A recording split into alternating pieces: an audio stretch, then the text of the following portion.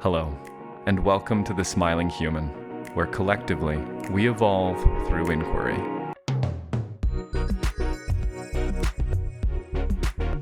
Hello, everyone. Today I have the pleasure of speaking with Kim Hayden. She's the founder of Resilient New Media, a company focused on content creation that sees podcasts being a catalyst for transformative and impactful content. She has 22 years of award-winning real estate experience, 10 years in content creation and broadcast television production, and hundreds of interviews under her belt. One of her shows, Kim Talks Resilience, is a platform to showcase remarkable stories of resilient women making a difference in this world. Kim is a vibrant and generous soul and someone who I am grateful to call a friend and mentor. I hope you enjoy the conversation. Fantastic. Kim, thank you for being here. Welcome to The Smiling Human. I am excited. I brought my smile. Absolutely. Well, and in line with that, I'd be curious to know, what is the last thing that made you smile?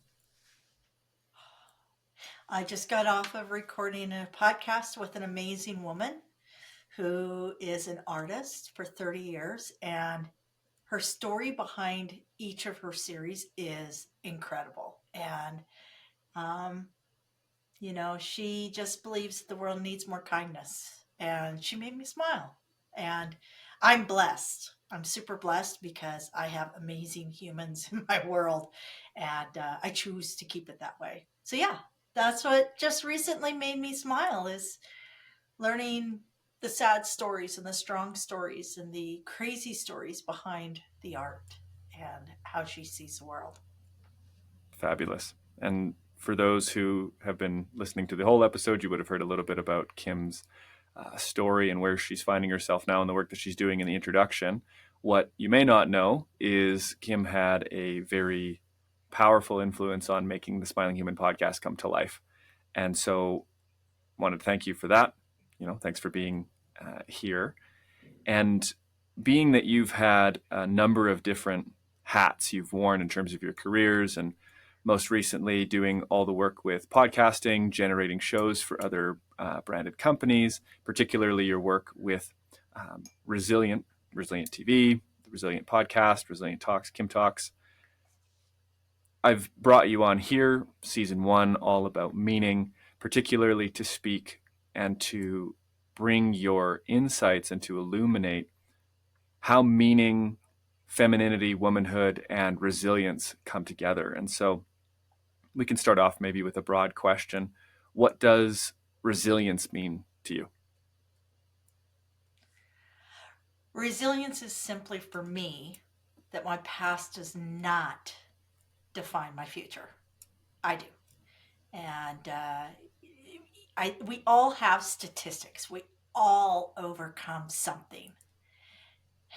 And that's the beauty of being human, and that's the pain of being human, is that nobody gets out unscathed. But resilience is that trauma, drama, challenge is not the definition of who I am. It doesn't define my future. And so when you're speaking to myriad women who have come from a number of different backgrounds with different stories, what are some of the characteristics that you find showing up time and time again in their stories or in their character that has allowed them to overcome these types of troubled or difficult pasts? I think owning it.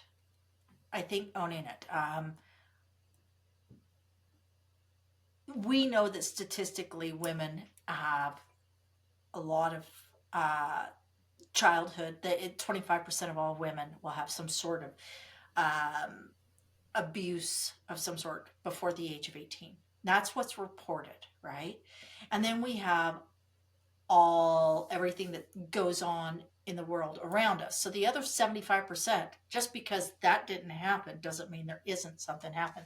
And then we have the old language, which is slowly changing. I think our Gen Alphas are going to be able to help progress. But, Kimberly Joe, sit up straight. Kimberly Joe, be a lady. A lady doesn't speak like that. Speak when spoken to. Ask permission. And finding that balance between asking permission and granting your own permission. And where is the balance? Because for women, we're bootstrapping. We're less likely to get funding. We're less traditional funding. We're less likely to uh, uh, just say, I want this. I deserve this. I deserve, because if I monetize this, then I'm able to maximize my message and I'm able to make a difference. But it's really hard when you're going by the old rules. And I'm not saying that men are bad. I have a husband of 30 years. I have two adult sons that I absolutely adore. And my daughter, she turns, while we're recording this, she's turning 23 today. But I just think that too many women are sitting around in this imposter syndrome, and they're waiting for permission. And we have to grant ourselves permission first. Does that make sense? I think that's Mm-hmm. my biggest thing that I've learned over life, and that's what I'm hearing from women who are really getting breaking ground, right? Is they no longer feel guilt over monetizing their message, because they know that when they monetize the message, they can actually serve a greater audience. When they're taking care of themselves, they're putting their oxygen mask on first, and they're not asking permission anymore. They've granted themselves permission for their own greatness. I think that's what I'm seeing, and I'm watching the change and the evolution. Was that the question you asked? Where did I just No did worries. I Yeah, we just were speaking go on off into some of left the field? commonalities that have popped up in your interviews with these women across your Yeah, shows, and yeah. what I'm That's hearing is the power that these women are reclaiming and coming into by owning where they've come from and recognizing that they have not only the opportunity but also the right to step forward and to share this story, not just because they have the right to speak, but because it actually has a greater impact. And so perhaps we can speak to this as well, because there's a strong element of story in what you've said here. There's the stories of the past, the definitions of what it means to be a woman, how women are meant to behave, supposed to behave, expected to behave, and the roles that they can fulfill and the domains in which they can occupy. And what I've heard, if I've understood you correctly, is that what makes the difference between the women maybe who stay in this shadow and those who step out is redefining what is allowed, what is possible. Is that a fair way to say it? that's yes, absolutely, absolutely. I think part of that is there is a fear. Will I? And I don't know if we're allowed to use the B word on here, but men will be assertive. Women will be defined as the B word, and so the challenge is we're still trying to find our equilibrium while moving forward. And at the end of the day, stories are the wealth within society. Stories are a true sign of a wealthy mind. Stories um, are things we can learn from when we pass on. I mean, when we look at societies, which this is your jam, right? Is the anthropology, the societies of human beings. If we look at it and we go back even before written language, it was the person sitting there telling the story, passing generation after generation. And I watch the power of some of these women that have come through. A gal that I interviewed, an amazing woman, massive cancer. Like, and this is a woman who her career was made from her physical beauty. It didn't mean that she was any less of a person, but she was a professional model. And to have that type of impact, and then to go through, you know, secondary surgeries and more cancer, and she almost lost an arm. Like, I mean, it was a massive cancer, and so she termed this, instead of diminishing herself, she took back the right to her story and shared it, not only in a book, but now it's becoming a movie. And then she took the lessons she learned from the story by sharing it, and works also with people coming out of prison, because it's the same reclaiming, it's the same shift, it's that the same, because when you pull somebody's identity and you impose their what their new story is, you are a cancer victim, a cancer survivor, you are a victim financially, you are this, you have to break that mold. I am not a victim of childhood abuse. I am a survivor, a thriver. I am uh, strong. I am empathetic, because I know when I look at somebody, when I pass somebody on the street, I know that there's more to the story than they're wearing white tennis shoes and blue jeans. Right. And I think Absolutely. that's what I'm really seeing, is I'm seeing a lot of women still struggle with the balance of, am I being too pushy, am I, we still have that language impacting how we do this, how we lead. But I'm watching, there's a gal that what is the Mavericks, she is one of the first female presidents, directors of a national basketball team out of Houston, I believe. Her name is Cint, and I have, it's short for Cynthia, and I've watched her. 60 years old, beautiful black woman, and has stepped into a role that was never designed for her. And she has owned it with grace and dignity, and she is now redefining that role. And that's what I love. I love seeing women redefine what these roles are, because like I said, our past does not define our future, we define the future. Did i get that in there? Did I get the Powerful. question Yes. right? I think what I'm hearing here is that there's a strong dynamic between, well, story is the underlying theme that we're speaking to here. Yeah. And on the one hand, there's the imposition of story. This is to say, not just that what, men and women, but particularly in this context for this series, women are being shown the stories that they can inhabit. Is what I would call an opportunity. But the imposition is this sort of forcefulness. You ought to. If you do not, there will be punishment, discrediting. You'll be shunned or called names or rejected and all these types of things. And so I fathom that there is a habit when exposed to this imposition that, and maybe you see this, let me know if this is the case, that women are carrying those imposed stories. And that the distinction that I'm hearing is that the women who are making this breakout, say, breaking new ground, they are claiming authorship. And it's authorship of what is possible for them, but in a grander sense, what is possible for women in society as a whole.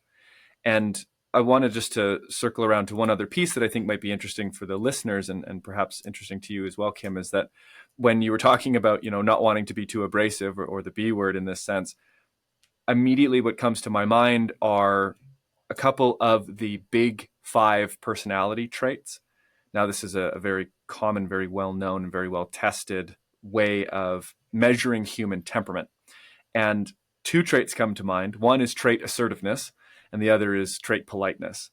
And you can imagine that men typically, just on average, it's not to say all men, but men will typically be more assertive and less polite, and women will be less assertive and more polite.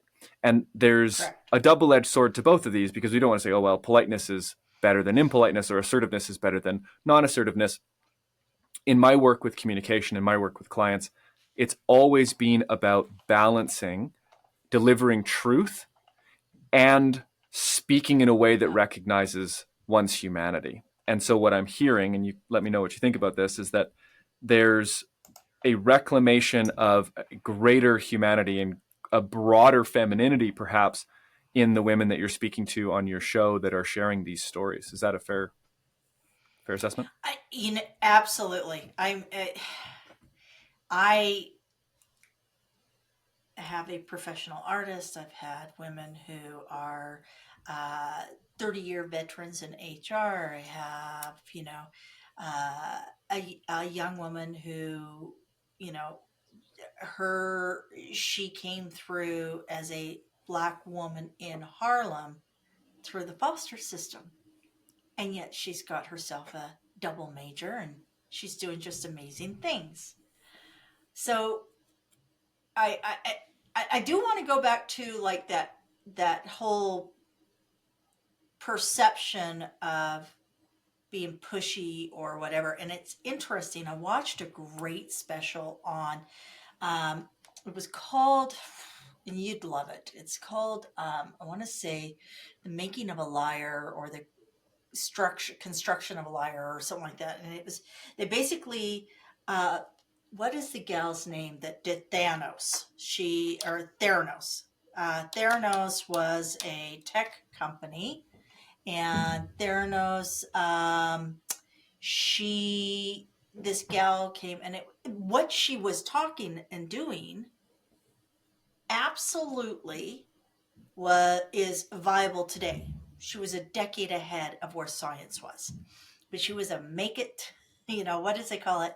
Uh, make fake it till you make it, right? Basically, is what. But what was interesting is she adopted different behaviors. First of all, she modeled her look and appearance off of Steve Jobs. So when you saw her, you you associated her appearance to Steve Jobs. She intentionally lowered the octave of her voice and slowed the delivery. Very intentional and deeper. We as human beings are animals, and we are designed to be more receptive of authority through deeper voice, right? Through a deeper voice. So tonality has a lot to do with it. And it's hard. It's hard for women to not be seen as being pushy or mean or anything, because if your voice isn't the right voice, then you get to men. And I've seen men go through this where they'll have a slightly higher voice, so they'll have, like a hiccup in their vocal delivery, and people will diminish the value they bring to the conversation based on that. So there's so many pieces that go into this that women just, and I think the big piece is that from the perspective of the women that I interview, none of them are asking for a handout. They're going and making the space. They're not saying, I deserve this. I'm owed this. I've been discriminated against, or I've been this. They're saying, these this is what society has handed, this is what I've chosen to do. And I don't know if we can change overnight the psychology of the human brain makeup and how we perceive this octave to that octave. However, we will shift and change and modify based on, as generationally we move forward. But these women, they're not allowing those limitations. They're not beating themselves up after they have a conversation, go, oh, hope I wasn't too mean, or hope they didn't think this. They're just saying, this is how it is. Sit Marshall. Sit Marshall is the gal with the Mavericks. And I can pretty much guarantee that amazing woman doesn't walk in and apologize before she delivers the news on how she's going to run a profitable basketball team. Truly. She just goes in. And I think that's, more women need to give themselves permission to not ask permission or forgiveness, but just do what they're really good at. Mm-hmm. What's coming to mind is the concept of space, and it's a very vague word, but when we look out into different relational dynamics, be it professional or romantic or platonic, the idea that we occupy space is not something that is in particularly common in today's parlance. It's coming up more and more in these sort of awakened circles or conscious circles or self-development circles. But what I'm picking up on is that there's almost this shrinking away that is a commonplace, and that I would wager is a result of traumatic experiences, the imposition of story, this almost, when I'm thinking about it, it's this crushing weight of whatever it is that you are or feel you could be, there's no room for it. And when in actuality, I mean, that's a crock. It's not true, right? There's Yeah. such a broader possibility space for not only an individual's gifts, but their needs as well. And that's really easy to say. It's easy for me to sit here and say, having not gone through what these women have gone through, and I mean it not in any sort of dismissive way, but in an affirmative way, in a sense that I have a deep faith that this is true. And so I'm curious for the listener, and for if there's women out there who are hearing this and they are resonating with these pieces of the imposition of story, the denial of self, this inability to or struggle with reclaiming authorship of their story from the women that you've spoken to, what might you say to a woman listening in that position?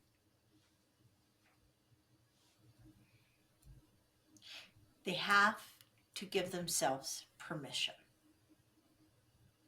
Do not ask for it from anybody else. I give myself permission today to be the best, to recognize that I am good at this, to be able to step into that space of owning my genius. Do not diminish it. Do not, you know, and I think that's the thing is we have to give ourselves permission first, right? And then nobody else's matters. Until, so this is when I saw my business shift. Is when I sat here and said, I'm really good at this. A woman will view that often, or others will view that as coming from a woman as arrogance, or as a man, it's confidence. And I'm not being arrogant. I'm being confident that I can serve you. And it's negligent of me when I'm good at something to not share that with somebody who is in need of it. So if you don't want to be negligent, give yourself permission to own your greatness and share it with others.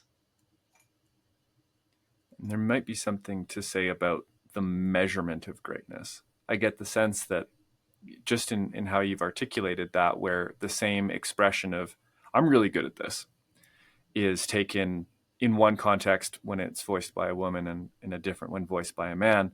I think that the metrics we use to identify success or identify confidence or identify capability, even when it comes to business, when it comes to even social metrics, social dynamics, are skewed towards, we might say, male normative, right? There's this idea that which is successful is typically more masculine. This is the overarching and, thank goodness, dying away narrative that women have to be like men in order to be great. And I mean, I scoff at that, because not only does that completely rob the world of embodied, expressed femininity, feminine wisdom, but it also diminishes the space for women to step into these roles of service, like you're talking to, and genuinely offer their power, their gifts into the world. And so I just wanted to seed that little token there too, to say, if this might seem obvious, and forgive me if this is obvious, but if there's women out there who are inspired by the work that you do and the people that you're speaking to, it's like, listen to more of that. If you want to step in and find the greatest woman you can be, listen to the women who are doing it, right? And turn yourself Well, and they towards should that. they say that you are, show me your friends and I'll show you the future. And and that's very real. You know, you are the sum of the five you surround yourself with. Um, and when you're on a quest, sometimes it is lonely because, you know, uh, it's and I want to make it clear that a lot of times when you are growing, you have to reinvent your circles very intentionally because your friends and family never intend to hurt you. However, they're the ones that remember, well, weren't you passionate about this 3 years ago? Didn't you do that 8 years ago? Because time moves so fast. And they remember everything that's been part of your journey to get where you are now. So, you know, it's an interesting quest. And I do want to address, because as a mother of two amazing men, um, and two very different men, my oldest is so empathetic and loving and so nice, and I've seen others take advantage of him. So I think when we look at male and female, it's not actually limited to just gender, but also what we identify as personality traits, right? So I remember when my son was a young man in his late teens, and I had family coming and saying, "Is he gay?" Right? Because they didn't realize, they assumed, and there's nothing wrong. Like, I am not, this is no judgment at anything. However, they came and judged him based on the fact that he's gentle and kind and sweet, and they viewed that as feminine behaviors, that he wasn't, it wasn't brute force or a deep voice or anything. So I've seen this play all the way around. This is not, and I'm not putting a, oh, woe is me, I'm female, life is so hard. There's a lot of great things about being female, let me tell you. A lot of great things about being female. Um, but it's the things that are hard that have been societally placed on us generationally. So the 1950s, you know, and as we get further from that period, we get further away from those set roles and those discriminations. So I just want to put that out there. Like, as a mom of two young men, it's not easy being human. It's not easy being human. Everybody gets stuck with presumptive behaviors that you should be like this, and we all beat ourselves up. We all have this internal garbage going on, and that's why I say you have to give yourself permission. Tell that gremlin in your head to bugger off, and give yourself permission to own the one great thing you do. And I absolutely unequivocally believe every human being that is out there has one great thing. Believe that in literally all the way down in my gut level. And if we just give ourselves permission to share that, imagine how amazing the world would be. Because then the people who are lost, or the people who are learning, or the people who just want to be around others that are have a greatness within them, they would be able to see it because you're going to shine. And on the tails of that motherly piece of wisdom, we'll take a short break and be back. Thanks, Kim. As the first half of our show sets in, I wanted to thank you for listening to the Smiling Human podcast. This show would not be possible without the support of listeners like you. Liking and following on YouTube, sharing with a friend, or following on your local podcast app are all easy and simple ways that you can support this show and help it grow into the future.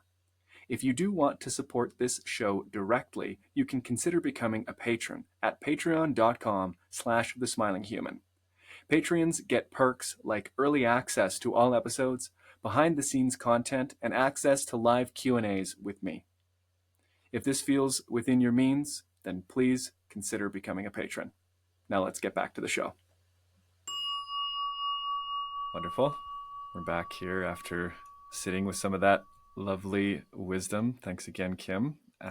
Being that we are in the second half of the show, we're moving into the segment called Question of the Week. This is where I ask the guest to bring forward a question or inquiry that is meaningful to them, and we can explore it together. So I'll pass it back to you here. What have you brought for us?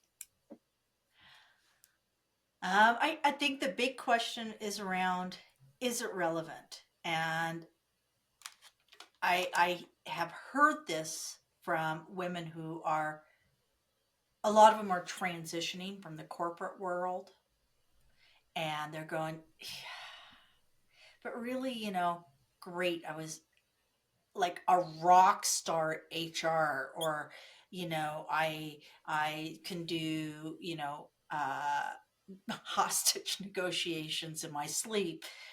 But is it really relevant? Is it really of value? Is this something that people really want? And I think that that is the big question that a lot of people ask. Is it really something that needs to be put out there? I've found that for every person who's willing to speak up, there's 100 that need to hear it, right? Because just because you're in that space doesn't mean, just because you're in that space today doesn't mean that you were in need of somebody like you 3 steps back. Um, and I think that, and you will have a better insight on that, but I think that comes from that question of permission, permission to accept that, I've worked really hard at this. I am good at this, and I should speak up about this because this will help somebody, right? I know in my world, my true zone of genius is ideation and monetization and sales. And I've had a couple people in past challenge me on that.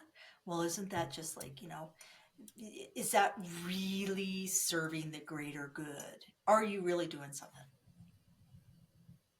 And I asked somebody today, if you had $10,000 more a year, at the end of the year, you had $10,000, what would you do with that? And this person said, I would donate it to our Not in My City campaign that is against sex trafficking. And I said, how would that make you feel? And what do you think that $10,000 would benefit that person? So not only have you paid all of your bills, you've fed your family, you've invited your friends over, you've created a network, you've helped somebody else out with their business so they could do the same things. But now you have put yourself in a profitable position so you can give back. Because I only work with people who give. I don't, I do not, I select, I'm at a point in my career, I get to select the people that I feel reflect my values. And that's giving back to society, caring for those who cannot care for themselves yet, um, defending the people who are most vulnerable. But I think that's the big one is is this really something of value? Would people really need to hear this? And that comes down to, are you really of value? And you have to give yourself permission to recognize your greatness so that you can share your greatness with others so they can grow too. Does Yeah, that make powerful. sense? Absolutely. I think there's two major pieces that I would love to speak to and add. The first being the relationship between the words value, worth, and worthiness. And this is something I speak to in my private practice quite often, is that people will associate the value of their actions, that is to say, whether or not they're productive or it's measurable in some kind of way, with their worthiness. And this is worthiness of being treated with love, respect, their worthiness to belong to a community, to share in intimacy, to be known and seen. And recognizing that we can measure value, we can evaluate something that is of our actions. We can evaluate our words, we can evaluate our actions, we can evaluate whether or not they are context appropriate. But when we conflate that with the inalienable worthiness of the human spirit to be treated with dignity, love, respect, and to have their needs met, we have now subsumed a narrative line that production is the only thing, or productivity is the only thing that is actually valuable, that it is our productivity that merits our worthiness. And that's a load of nothing. It's a lie, is what it is.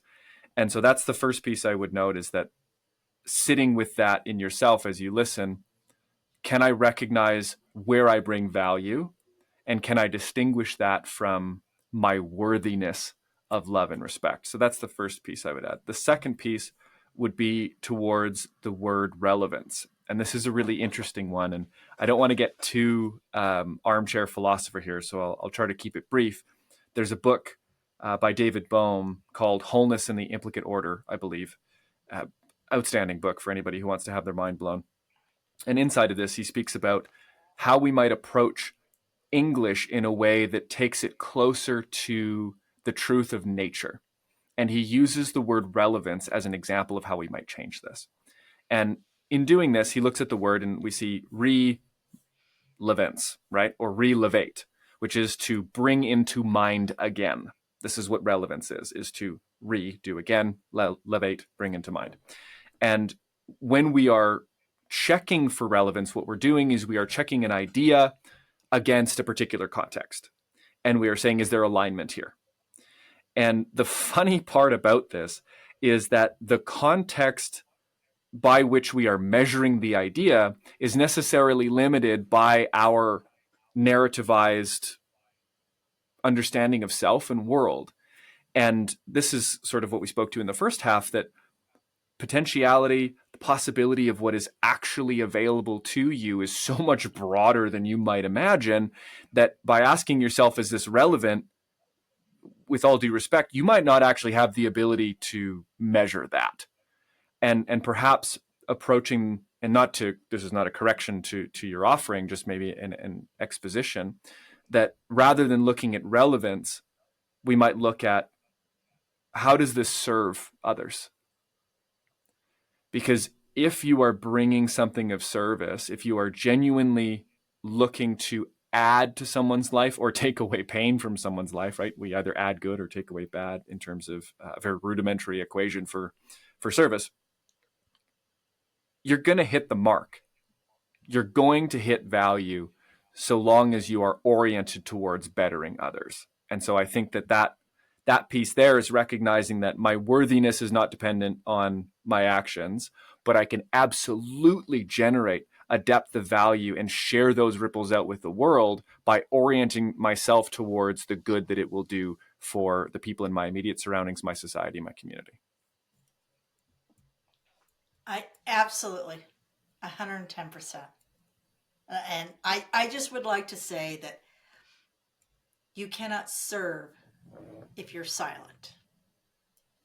You can't. Unless you're a therapist or in meditation, you know?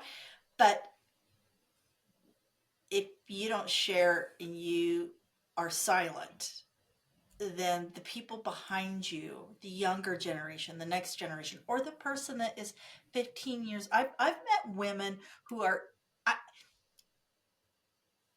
met a woman recently who's in her late 60s who sold everything and is riding her motorcycle across the United States to spread the word for suicide prevention. She lost not one but two children to suicide, right? And she, at nearly 70 years of age, she had two options: to sit and die quicker from pain and sorrow, or to liquidate everything and say, I have a space within this conversation, and I am going to make a difference. And even every person who ever told her she was crazy for buying a motorcycle and selling the house at her age. This is a woman who has now set up a great site, which I'd love to. I'm going to put a little plug in here. Project 24/7. 24 is the numeral, project and 7 are both the text. Project 24/7 is on a mission to create a app that we can gift to all of our middle school children. And this is a woman who needs to be heard. Her age, her gender, none of that.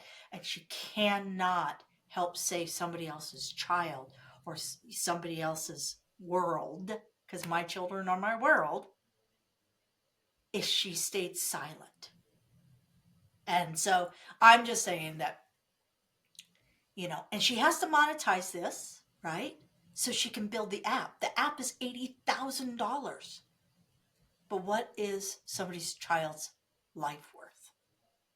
So, in closing, it's okay to monetize as long as you're doing something for good. You're spreading the word. Give yourself permission. Do not stay silent if you know that what you know and what you're good at can help make somebody else's life better. Mhm. Absolutely. And taking a humble and honest inventory of the stories that we carry, I think, is a very key piece. You really touched on a few here, recognizing that there's the imposed or the imposition of narrative on age. There's the imposition of narrative on sex differences or where people come from or race in some spectrums. And I want to be careful not to put forward an idea that we ought to imagine that there are no differences or that the differences aren't relevant. In fact, I think the things that make great women great comes from the full acceptance of who they are as women. This has been my experience. And it's not about, like we spoke earlier, about trying to erase and saying, well, we're all going to do it the same way. We're all going to do it like men, or we're all going to do it like women. It's about understanding that the distinction between them is not one of conflict, but one of contrast. And that this contrast is something that is deeply informative. And that if you can lean into the ways that you're different, lean into the things that make you the woman that you are, therein is where the gold is found. So this woman, again, okay, well, I'm going to buy a motorcycle and go across the whole United States. Amazing. Not for every woman, but for her. And with a mission that is, I mean, it could not be said to be more motherly, right? The caring for offspring, right, is literally what it is. It's to bring this welfare to children, and on the back of a motorcycle, maybe unconventional, but deeply inspiring nonetheless. Yeah, I have no balance whatsoever. So I told Michelle that will be her. I would need a tricycle. I need three wheels at a minimum. But man, like, I see, like, I've mentioned Scent Marshall, Michelle Cleveland. Like, these are women, they they literally are changing the world, and they're amazing. They're amazing. And those are the stories I get blessed with. Like, they spark me. They make me excited. They make me feel honored to be doing what I do. Um, and what have I learned? They all gave themselves to permission to be within their greatness, and they are not sitting silently by. Beautiful. I think that's a good enough a place as any to call this awesome conversation to a close. Kim, for those who are curious about the work that you do, both with Kim Talks Resilience as well as all of the creative endeavors you're doing in the podcast realm, where can they find you? Resilient New Media. ResilientNewMedia.com. Just go there. Everything I do is there. I'm on all sorts of social medias, and if you Google Kim Hayden, I'm not the hot 30-year-old singer from Ireland. I'm the other one. So, but you'll find me. I'm easy to find. You just Google and hit images, look for the crazy redhead, pink hair, whatever. I'm everywhere. Beautiful. Kim, thanks again. Thank you, Oak. You're a rock star. Thank you. Thanks for listening to this episode of the Smiling Human podcast. If you enjoyed it, please consider liking and subscribing on YouTube or giving a follow on your local podcast app. I know I said it in the mid-roll, but I'll say it again. If you'd like to support this show directly, you can do so at patreon.com/thesmilinghuman. You'll gain access to perks like early access to episodes, behind-the-scenes content, as well as access to live Q&As. Also, I've just produced an insight journal and I want to give it to you for free. You can find access to this month-long personal development journal in the link below. This is in the show notes or in the YouTube description. Also, if you feel inspired by the sharing that has taken place in conversations like this and you want to work with me directly, you can find a link to a free call below. Thanks so much for listening. We'll see you again.